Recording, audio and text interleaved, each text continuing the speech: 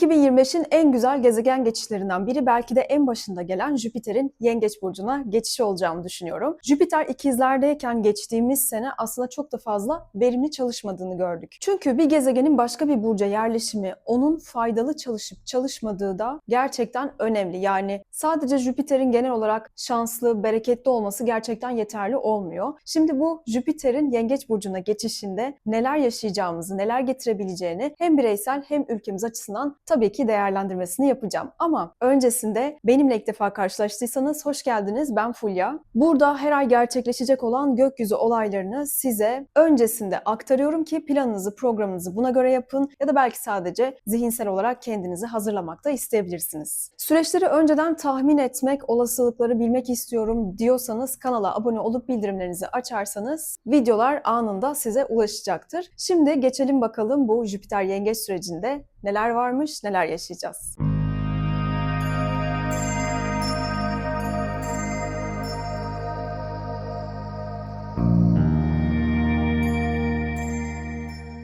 10 Haziran 2025'te Jüpiter Yengeç burcuna geçiyor ve 30 Haziran 2026'ya kadar Yengeç burcunda kalacak. Şimdi bu süreci anlamak için öncelikle Jüpiter'i ve neden bu kadar önemli olduğunu aslında kısaca size anlatayım. Şimdi Jüpiter astrolojide bolluk, bereket, şans, genişlemek, büyümek anlamına gelir. Ama bu olumlu gibi algılansa da eğer haritanızda çok böyle sert etkileşimler yaparsa o zaman bu büyüme çok daha fazla kontrolsüz ve bereketsiz hale de gelebilir. Şimdi Jüpiter tabii ki Yengeç'teyken çok güçlü olduğu bir konumda, çünkü burada yücelim dediğimiz konumunda olacak. Jüpiter'in özelliklerini en güçlü, en pozitif, en bereketli, en iyi gösterebileceği halde demektir. Bundan elbette akrepler, balıklar, yengeçler, yükselenler de dahil birincil olarak maksimum faydayı görürken daha sonra başaklar, boğalar, oğlak burçları da faydalanabileceklerdir. Sadece oğlakların biraz daha fazla denge kurması gerekecek. Yani zaten Yengeç burcu genel olarak böyle aileyi, yuvanı, vatanı, geçmişi, anıları, işte duyguları, duygusallığı anlattığı için bizi duygusal anlamda gerçekten büyümeye, duygusal anlamda derinleşmeye ve iç huzurumuzu aramaya daha fazla yöneltecek demektir. Hani bu senenin başında 2025 yılı için aile yılı ilan edilmişti biliyorsunuz.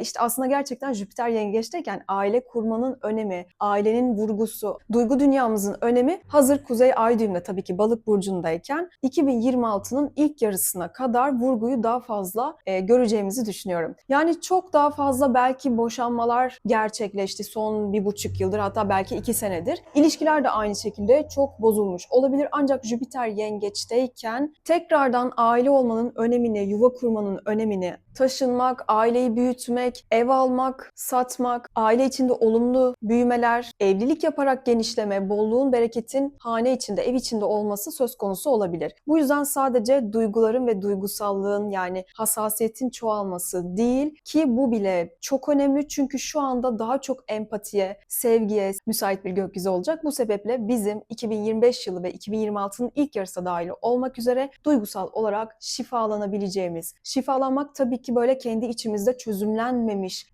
duygusal blokajlar varsa bunları fark etmek, onarmak, travmalarımızı, belki aile yaralarımızı iyileştirmek açısından çok çok önemli ve güzel bir süreç. Ailelerimize, atalarımıza ya da belki de aile köklerimizde güçlenme, aidiyet duygusu, çoğalma, aile içindeki anlaşmazlıkların daha fazla çözümlenebileceği, gerçek sevginin, gerçek bağların, affetmenin çok daha güçlü etkiler yaratacağını hissedeceğimiz bir yıllık süreçten geçeceğiz. Bazen içimizde böyle tuttuğumuz, dışarı tam olarak yansıtamadığımız duygularımızı daha fazla tanıyabiliriz. Dolayısıyla o içeride tuttuğumuz duyguları güvendiğimiz insanlara anlattığımızda hafiflediğimizi ve bu süreci de kalıcı olarak şifalandırabileceğimizi ve atlatabileceğimizi görebiliriz. Dediğim gibi haritanızda gerçekten bu Jüpiter uyumlu etkileşimler yapıyorsa, zaten sizler de bu Jüpiter'in Yengeç'ten geçerken sağlayacağı olanaklardan maksimum şekilde faydalanabilirsiniz. Çünkü insanlar son yıllarda gerçekten duygularından, duygu dünyasından, insanlardan, empatiden, anlayıştan, kendi ruhundan çok daha fazla uzaklaşmış durumda. Bu sebeple hazır Kuzey Ay düğümünde Balıktayken, yani yönelmemiz gereken taraf, Jüpiter'de Yengeç'teyken aslında en çok kendi duygularımızla önce temas edeceğiz, bunu öğreneceğiz. Bunları tanımladıktan sonra da başkalarına anlayış göstermek, empati kurmak çok daha rahat olacak diyebilirim. Bunu rahat rahat yapabileceğimizi düşünüyorum. Bize bunları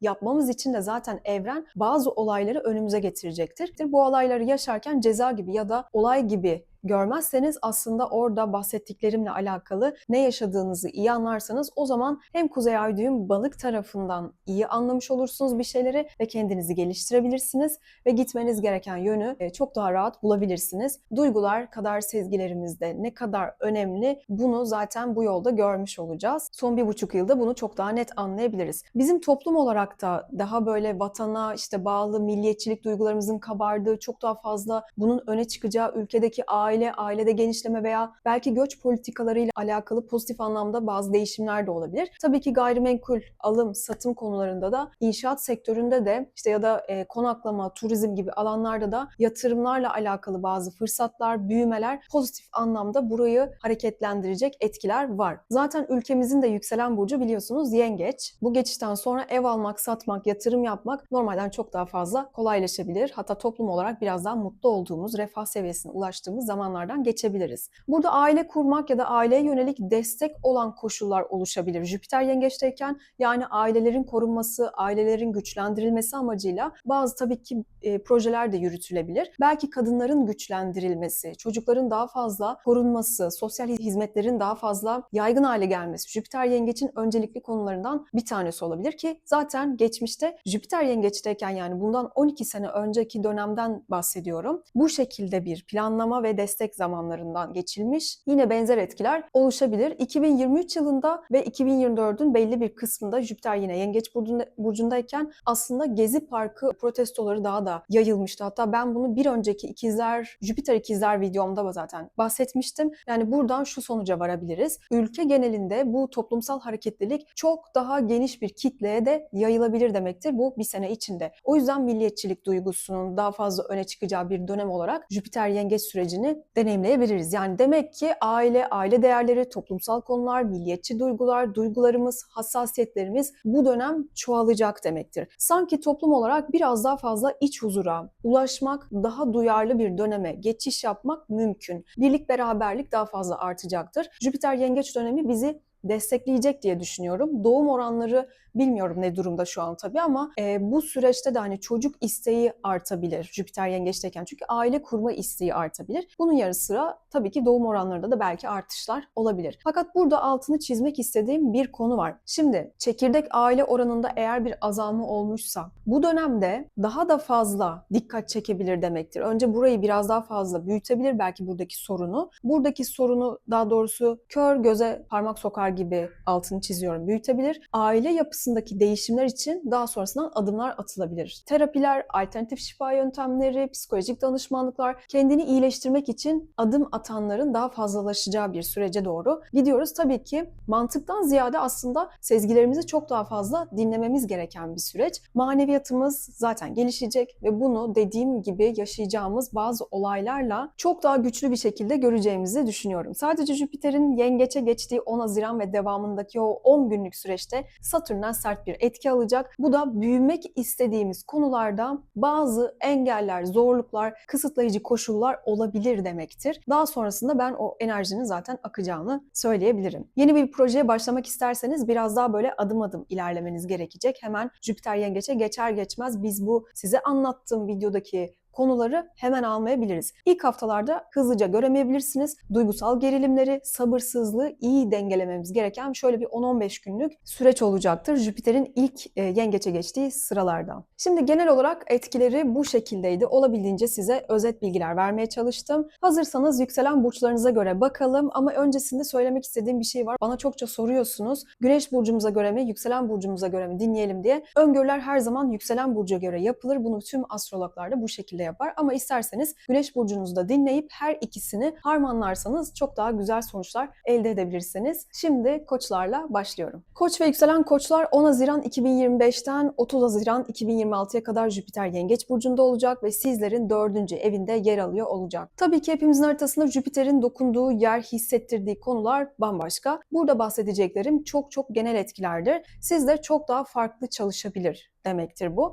Şimdi bu yıl sizin için aile, yuva, kökler, geçmiş meseleler, evle alakalı planlar büyüyor, önem kazanıyor. Taşınmak isteyenler için gerçekten harika fırsatlar doğabilir. Yeni bir ev alabilirsiniz, mevcut yuvada huzuru yakalayabilirsiniz ya da yıllardır içinizde kalan bir düzen kurma isteğinizi gerçekleştirebilirsiniz demektir. Aile ilişkilerinde iyileşmeler, barışmalar, anne ile babanın bağlarının güçlenmesi ya da sizin onlarla bağınızın güçlenmesi, uzun süredir çözümlenmeyen konuların şifalanması, hatta geçmişte affedemediğiniz insanlarla karşılaşıp barışma, köklerinize dönme ya da çocukluk anılarınızı farklı bir gözle böyle izleyip, dinleyip şifalanabilirsiniz de. Buna olasılık tanıyacak. Evde sıcaklık, huzur, aidiyet sizin öncelikli haliniz haline gelecektir. Burası benim evim, burası benim yuvam, burası benim güvenli alanım diyebileceğiniz bir atmosfer kurmak için çok şanslı bir yıl. Huzur arıyorsanız evde vakit geçirmek işte ya da ailenizle böyle güzel sofralar kurmak, ailede sevdiklerinizle birlikte kalbinizi, ilişkilerinizi desteklemek için çok güzel bir zaman. Bu yüzden sizi daha çok ailevi konularda, ev konularında etkileyecek diyebilirim. Eğer bu videodan faydalandıysanız kanala abone olup beni desteklemeyi ve videoları beğenmeyi lütfen unutmayın. Sorularınızı ve yorumlarınızı da aşağı bırakabilirsiniz. Çok spesifik böyle harita sorusu olmadıkça zaten cevaplamaya çalışıyorum ve çoğunu da okumaya çalışıyorum. Bir sonraki videoda görüşmek üzere. Şimdilik hoşçakalın. Boğalar ve yükselen boğalar 10 Haziran 2025'ten 30 Haziran 2026'ya kadar Jüpiter Yengeç Burcu'nda olacak ve sizin de 3. evinizde yer alıyor olacak. Tabii ki hepimizin haritasında Jüpiter'in dokunduğu ve olduğu konum bambaşka, yer aldığı ve hissettirdiği konular da başka. Ben burada çok genel etkilerden bahsediyorum. Siz de çok daha farklı çalışabilir de. Bu süreçte yakın çevreniz, kardeşleriniz, akrabalarınız ve arkadaşlarınızla olan bağlarınızda gerçekten büyük bir hareketlilik, sıcaklık ve şifa görebilirsiniz. Uzun zamandır görüşmediğiniz bir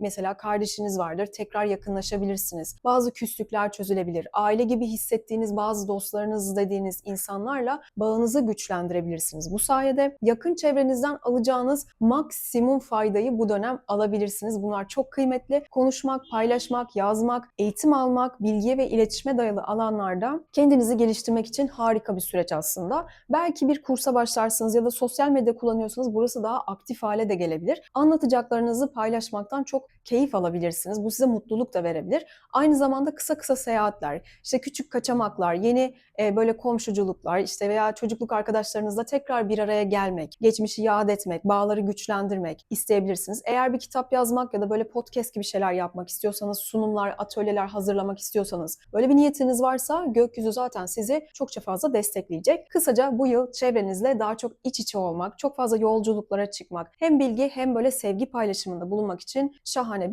bir seneniz olacak. Konuşun, anlatın, paylaşın. Yakın çevrenizden gelen o sıcaklığa güvenin. Yakın arkadaşlarınızdan ve akrabalarınızdan da gerçekten destek görmek, ben burada yalnız değilim dedirtecek bir konum var. İletişiminiz güçlenecek, duygularınızı paylaşmanız, meramınızı anlatmanız için önünüz açılacak. Eğer bu videodan faydalandığınızı düşünüyorsanız lütfen kanala abone olmayı ve videoları beğenmeyi unutmayın. Sorularınızı ve yorumlarınızı aşağı bırakabilirsiniz. Çok spesifik ve harita yorumu olmadığı sürece zaten size cevap vermeye çalışıyorum. Şimdilik hoşça kalın. Başka videolarda görüşmek üzere. İkizler ve yükselen ikizler 10 Haziran 2025 30 Haziran 2026'ya kadar Jüpiter Yengeç Burcu'nda sizin 2. evinizde kalacak. Tabii ki Jüpiter'in dokunduğu alan hepimizde farklı ve burada genel olasılıklardan bahsediyorum. Bunun altını çizmek istiyorum. Haritanızdaki yerleşimlere göre çok daha başka konularda tetiklenebilir. Bunu da unutmayın. Şimdi bu süreçte maddi konularınız, sahip olduklarınız ve kendi özgüveninizle ilgili alanlarda bir büyüme, bir iyileşme, potansiyelinizi daha fazla ortaya çıkartma dönemi. Uzun zamandır gelirlerinizi artırmak istiyorsanız, yeni bir iş kurmak istiyorsanız, maaşınızda zam beklentiniz varsa ya da ek gelir yolları arıyorsanız bu transit tam sizlik. Ben değerliyim, ben buna layığım, hayat bana zaten bu bolluğu getirir, getirecektir de diye bir güven oluşabilir. Kendi değerinizi daha çok sahipleneceğiniz bir süreç. Belki ailenizden veya yakın çevrenizden böyle maddi anlamda bir destek de alabilirsiniz. Bir birikim de yapabilirsiniz. Yatırımlara da yönelebilirsiniz ya da parasal olarak zaten daha güvenli hissetme şansınız da olabilir. Maddi özgürlüğünüz için gökyüzü sizi gerçekten desteklerken hani para benim için bir araç, asıl değer bende demeyi öğreniyorsunuz. Asıl yetenek gerçekten sizde. Ayrıca bu yıl içinde kendinize yatırım yapmak, böyle değer verdiğiniz şeyleri çoğaltmak, belki bir eğitim yurt dışı için para harcamak isteyebilirsiniz. Elinize geçen imkanları doğru değerlendirin ki bu süreci en maksimum faydada kullanın. Unutmayın, hepimizin haritasında bu etki dediğim gibi farklı farklı çalışacak. Ben genel resmi size burada çiziyorum. Maddi konularda yüzünüzün daha fazla gülebileceği bir seneden geçiyorsunuz. Gelirlerinizde artış, para kazanma yollarınızda daha fazla çeşitlilik, yeni kazanç kapılarının oluşabileceği, buna sahip olabileceğiniz aslında değerli, kıymetli bir süreç. Eğer bu videodan faydalandıysanız abone olmayı ve videoları beğenmeyi lütfen unutmayın. Sorularınızı, yorumlarınızı aşağı bırakabilirsiniz. Çok spesifik bir harita yorumunuz yoksa zaten cevaplamaya çalışıyorum ve çoğunu da okuyorum. Bir sonraki videoda görüşmek üzere. Şimdilik hoşçakalın. Yengeç ve yükselen yengeçler, Jüpiter 10 Haziran 2025'ten 30 Haziran 2026'ya kadar sizin 1. evinizde, yükselen evinizde olacak. Tabii ki Jüpiter'in haritanızdaki etkisi hep her birinizde farklı olabilir. Burada genel etkilerden bahsediyorum. Sizde çok daha farklı şekilde de çalışabilir bunlara ek olarak. Sizin için gerçekten çok güçlü, yepyeni bir dönem başlıyor. Hayatınızda artık kendim için bir şeyler yapmalıyım dediğiniz yeni bir başlangıç, yeni bir dönem açılıyor. Daha çok cesaretiniz geliyor. Enerjinizin yükseldiği bir sene. Kendinizi çok daha özgüvenli, çok daha görünür, neşeli, umutlu hissedebilirsiniz. Bir tık belki kilo alabilirsiniz. Belki bir süredir cesaret edemediğiniz adımları atabilir. Yeni bir çevreye girebilirsiniz. Dış görüntünüzde bir değişiklik yapmak isteyebilirsiniz ya da sadece ben varım diye kendinizi gösterebilirsiniz. Hayata daha iyimser bakmak, içsel gücünüzü keşfetmek, sağlığınızı toparlamak ya da geçmişte kalan bu kırgınlıkları bırakmak için de gökyüzü sizi çok destekliyor. Kimileri için de böyle evlilik, işte çocuk, kariyer değişikliği gibi böyle köklü değişimlere götürebilir. Kendinize, hayallerinize ve kimliğinize sahip çıkmak, kendinizle gurur duymak için cesaretli olun. Evren sizinle, adım atmaktan da korkmayın. Yani bu yıl için sizin için aslında bir uyanış, büyüme ve özgüven getirecek. Kendinize yatırım yapmak, yeni bir imaj yaratmak, yeni hedefler koymak, yeni bir çevreye girmek, hatta bambaşka bir hayat tarzı benimsemek isteyebilirsiniz. Hayat size fırsatlar sunacak. Bazen bunu göremeyiz. Sağlığınızda iyileşmeler olabilir. Kendinizi daha enerjik ve canlı hissedeceğiniz, daha mutlu olacağınız bir sürece de girebilirsiniz. Bazı yengeçler için de evlilik, taşınma, kariyer değişikliği, hayatı temelden değiştirecek yeni adımlarda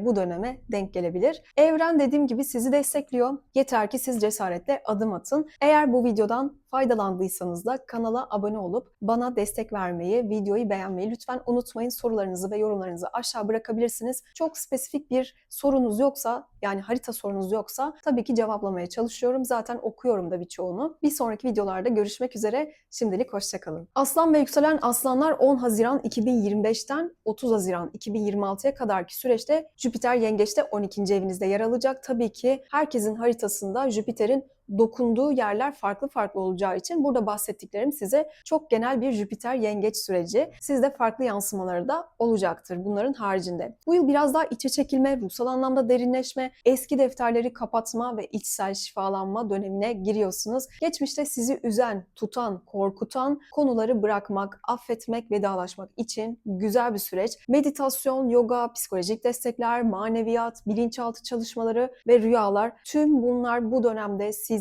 çok iyi gelebilir. Bu yıl daha çok böyle içsel dünyanıza dönebilirsiniz. Ruhsal anlamda derinleşebilirsiniz. Benim için artık bazı şeyleri bırakma zamanı diyeceğiniz bir süreç. Geçmişin yüklerinden de aslında özgürleşiyorsunuz, arınıyorsunuz. Arka planda çünkü bu. Arka planda çözülmeyi bekleyen meseleler, gizli kalmış duygular tabii ki ortaya çıkabilir. Bir dönemi kapatıp içsel olarak özgürleşmek, ruhunuzu dediğim gibi arındırmak, yeniye hazırlanmak için çok böyle güzel bir dönem. Özellikle kendinize daha çok vakit ayırmak isteyebilirsiniz. Yalnız kalmaktan korkmamak ve içinizdeki iyiliği, huzuru keşfetmek için harika bir yıl. Yurt dışına da çıkabilirsiniz. Bırakmanız gerekenleri bırakın. Ruhunuzda yeni bir alan açılsın. Rüyalarınız yoğunlaşabilir. Buna dikkat edin. Sezgileriniz güçlenebilir. Evrenle bağınızı daha kuvvetli hissedebilirsiniz. Eğer bu videodan maksimum faydayı sağladığınızı düşünüyorsanız kanala abone olup videoyu beğenmeyi lütfen unutmayın. Sorularınızı ve yorumlarınızı tabii ki aşağı bırakabilirsiniz. bakabilirsiniz. Çok spesifik bir sorunuz ya da harita sorunuz daha doğrusu yoksa zaten okuyorum ve elimden geldiğince cevaplamaya çalışıyorum. Bir sonraki videoda görüşmek üzere. Kendinize çok iyi bakın. Başak ve yükselen Başaklar, Jüpiter 10 Haziran 2025'ten 30 Haziran 2026'ya kadar Yengeç Burcu'nda, sizin de 11. evinizde yer alacak. Tabii ki herkesin haritasına göre Jüpiter'in getirdiği deneyimler farklı farklı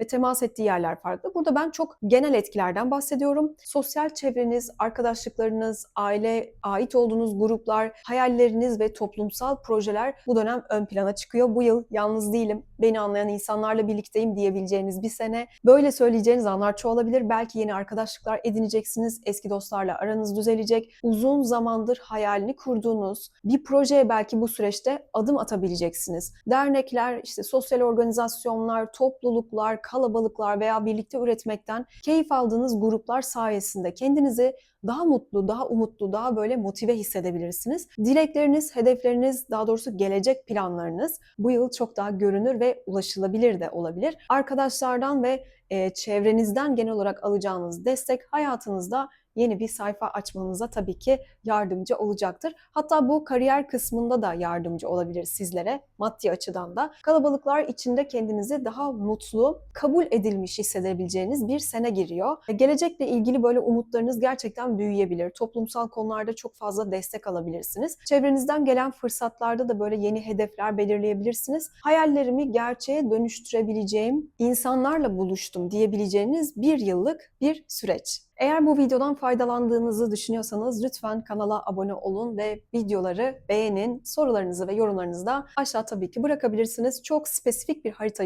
yorumuysa ya da sorusuysa çok fazla onları cevaplayamıyorum ama okuyorum. Bir sonraki videolarda tekrar görüşmek üzere. Şimdilik hoşçakalın. Terazi ve yükselen teraziler, Jüpiter 10 Haziran 2025'ten 30 Haziran 2026'ya kadar Yengeç Burcu'nda ve sizin de 10. evinizde olacak. Tabii ki bu genel bir bakış açısı. Haritanızda Jüpiter farklı yerlere de dokunabilir. Bu etkiler başka da olabilir. Ama bunlar genel, temel etkilerdir. Şimdi kariyerinizde, toplumsal konularda, hedeflerinizde ve ailenizde çok güçlü bir hareketlilik var. Belki işinizde terfi alacaksınız bu dönem, ki birçoğunuz alacaktır. Yeni bir pozisyona geçecek olabilirsiniz ya da uzun zamandır hayalini kurduğunuz bir projeye de başlayabilirsiniz. Toplumda, çevrede, ailede daha çok ön plana çıkmak isteyebilirsiniz. Takdir görmek isteyebilirsiniz. Ben başardım demek için fırsatlar aslında önünüze gelecek. Aile büyükleriyle ilişkilerinizde iyileşmeler, özellikle anneyle bir barışma, iyileşme sürecinden geçebilirsiniz. Aileden de çok destek görebileceğiniz bir enerji aslında. Ev, yuva, köklerle ilgili sorumluluklar tabii ki büyüyebilir. Buralarda şanslar artabilir. Sizi de büyütebilecektir bunlar. Hedeflerinizi güncellemek, kendinize yeni bir yol çizmek, toplumda daha fazla iz bırakmak için çok daha şanslı bir yıldan geçiyor olacaksınız. Çabalarınızın karşılığını görebileceğiniz, bu yıl herkesin önünde ben parlıyorum, ben öne çıktım diyebileceğiniz, hayalinizdeki belki işi bulmak, yeni bir mesleğe geçmek ya da toplumda gerçekten dediğim gibi iz bırakacağınız bir sene olabilir. Teraziler için çok böyle bereketli bir dönem. Bazılarınız evlilik de yapabilir. Eğer bu videodan faydalandıysanız kanala lütfen abone olmayı ve videoyu beğenmeyi unutmayın. Sorularınızı ve yorumlarınızı aşağı bırakabilirsiniz. Hepsini okuyorum ancak çok spesifik bir harita yorumunuz ya da sorunuz varsa bunları cevaplayamıyorum. Başka videolarda görüşmek üzere. Şimdilik hoşçakalın. Akrep ve yükselen akrepler, 10 Haziran 2025'ten 30 Haziran 2026'ya kadar Jüpiter Yengeç Burcu'nda ve sizin de 9. evinizde yer alacak. Elbette Jüpiter'in sizin haritanıza dokunduğu yerler farklı da olabilir. Buradan sonuç çıkaracak olursak da farklı etkileşimler de alabilirsiniz demektir ama bunlar çok genel etkilerdir. Şimdi bu yıl sizin için keşif zamanı, büyüme ve hayatı daha geniş bir çerçevede görme zamanı. Akademik hedefleriniz varsa, yüksek öğrenim planlarınız varsa, uzak ülkelere yolculuklar, pasaport, vize, yeni kültürlerle temaslar varsa bu yıl ana gündeminiz olabilir. Uzun zamandır hayalini kurduğunuz bir eğitime, bir yolculuğa çıkabilirsiniz. Yeni bir dil de öğrenebilirsiniz. Yurt dışına taşınmak isteyebilirsiniz ya da burada çalışmak gibi böyle radikal değişimler de verebilirsiniz. Fırsatlar çok kolay yakalayabilirsiniz. Hayata bakış açınızı değiştiren, sizi derinden etkileyen yeni insanlarla tanışmak, bambaşka bir bakış açısıyla hayata yaklaşmak mümkün olacak. Kimileriniz için bu yıl böyle manevi, spiritüel ya da felsefi konularla ilgili ilgisi artabilir. Farklı bir öğretiye, inanca ya da ruhsal yola da çekilebilirsiniz. Hukuki süreçlerde tabii ki şanslı gelişmeler, resmi başvurularda, kolaylıklarda daha fazla söz konusu olabilir. Sınırlarınızı aşmak, kendinize yeni bir vizyon ve yeni umutlar katmak için harika bir sene. Kısaca bu süreçte dünyayı ve kendinizi yeniden keşfedebilirsiniz. Uluslararası işler de gündeme tabii ki gelebilir. Akrepler için destekleyici bir yıl. Eğer bu videodan faydalandıysanız kanala abone olup lütfen videoları beğenmeyi unutmayın. Sorularınızı ve yorumlarınızı aşağı bırakabilirsiniz. Hepsini okuyorum ancak çok spesifik harita yorumları ya da soruları olursa onları tabii ki cevaplayamıyorum. Çünkü sizin kendi haritanıza bakmamız gerekiyor. Bir sonraki videolarda görüşmek üzere. Kendinize çok iyi bakın. Hoşça kalın. Yay ve yükselen yaylar, Jüpiter 10 Haziran 2025'ten 30 Haziran 2026'ya kadar Yengeç burcunda kalacak. Sizin de 8. evinizde. Tabii ki bu çok böyle genel bir tablo. Jüpiter'in sizin şahsi haritanızdaki teması çok başka alanlara da olabilir. Bu yıl maddi manevi anlamda derinleşme, dönüşüm zamanı. Ortak kaynaklar, paylaşımlı paralar, miraslar, eşinizin parası, krediler, borçlar ve bankalardan gelen maddi destekler konusunda çok önemli fırsatlar karşınıza çıkabilir. Aileden ve eşten ya da iş ortaklarınızdan sürpriz bir destek de gelebilir. Bir borcu kapatmak, yatırım yapmak, parasal anlamda kendinizi daha güvende hissetmek için bir adım da atabilirsiniz. Şimdi sadece para değil, duygusal anlamda da bu yıl kendinizle daha çok temasa geçeceğiniz, daha fazla yüzleşeceğiniz bir dönem. Belki korkularınız, bastırdığınız duyguları, geçmişteki kırgınlıkları şifalandırmak için böyle evren sizi destekliyor gibi hissedeceksiniz. Ben aslında ne istiyorum, neye tutunuyorum, nelerden vazgeçebilirim gibi sorulara böyle cesurca yanıtlar verebilirsiniz. İçsel bir güç bulmak, derinleşmek ve böyle yeniden doğmak için gökyüzü size bazı fırsatlar sunacak. Unutmayın, bazen bir şeyler bitmeden yenisi başlayamaz. Siz de bu süreçte hayatınızda büyük bir temizlik yapabilirsiniz. Büyük krizler büyümenize ve dönüşmenize hizmet edecektir. Kredi çekmek, borçları yapılandırmak, ortak bir yatırım yapmak veya miras konularında da çok şanslı gelişmeler yaşayabilirsiniz. Eğer bu videodan faydalandıysanız lütfen kanala abone olup videoyu beğenmeyi unutmayın. Sorularınız varsa da yorumlarınızla beraber aşağı bırakabilirsiniz ama çok spesifik harita yorumlarını maalesef cevaplayamıyorum çünkü sizin şahsi haritanıza bakmamız gerekiyor. Ancak hepsini okuyorum. Bir sonraki videoda tekrar görüşmek üzere. Kendinize çok iyi bakın.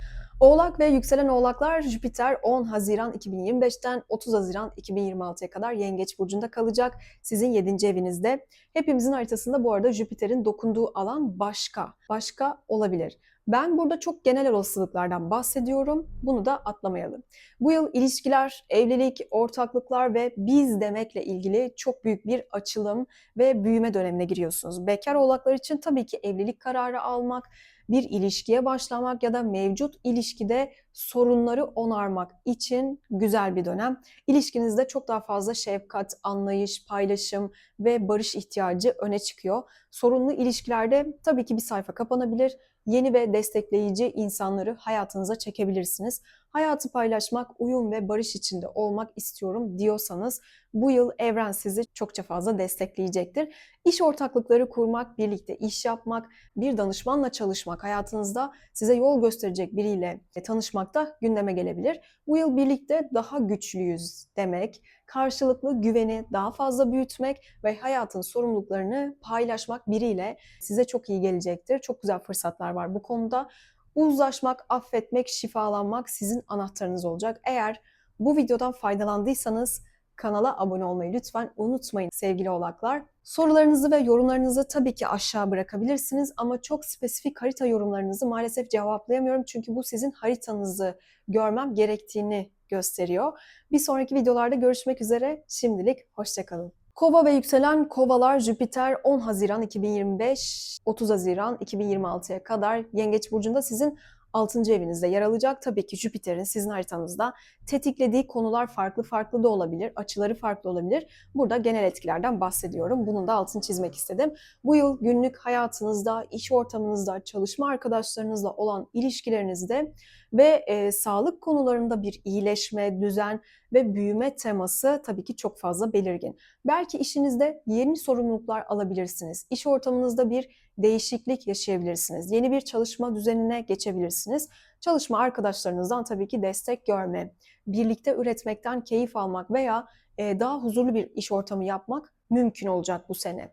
Sağlık açısından da gerçekten iyi alışkanlıklar kazanabilirsiniz. Beslenme, spor düzeninizi oturtabilirsiniz. Küçük sağlık problemleri önce büyüyebilir belki ama daha sonra kolayca atlatabilirsiniz.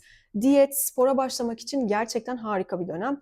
Evcil hayvan sahiplenmek ya da onların hayatında güzellikler yaratmak isteyen kovalar için de güzel bir dönem. Gerçekten değerlendirin derim. Size mutluluk vereceklerdir. Hayatınızın günlük akışında iyileşme, verimlilik, sağlık ve şifa arıyorsanız gökyüzü size destek sunacak. Sadeleşin, sağlığınıza ve huzurunuza da sahip çıkın. Bu yıl düzen ve huzur bulmak size daha kolay olacaktır. Eğer bu videodan faydalandıysanız kanala abone olup videoyu beğenmeyi unutmayın. Sorularınızı ve yorumlarınızı tabii ki aşağı bırakabilirsiniz ama çok haritanızda böyle spesifik bir şey varsa onu sorduysanız cevaplayamıyorum. Çünkü sizin haritanızın bütününe bakmam gerekiyor. Bir sonraki videolarda görüşmek üzere. Kendinize çok iyi bakın.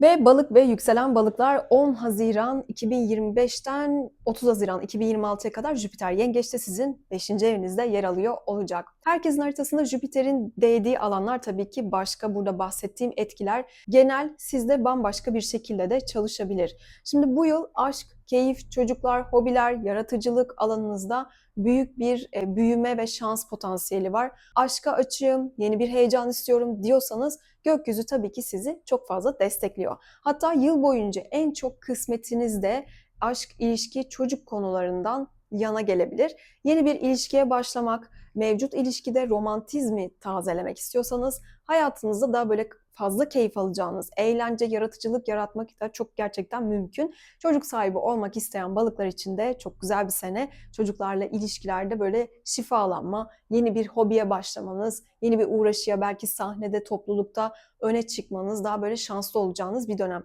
İçinizden geldiği gibi eğlenmek, hayatın tadını çıkartıyorum diyebilmek bu yıl sizin anahtarınız olacak.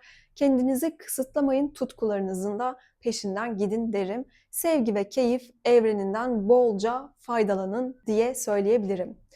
Eğer bu videodan faydalandıysanız kanala abone olmayı ve videoyu lütfen beğenmeyi unutmayın.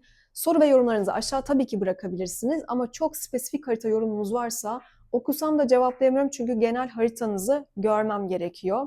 Bir sonraki videolarda görüşmek üzere. Kendinize çok iyi bakın.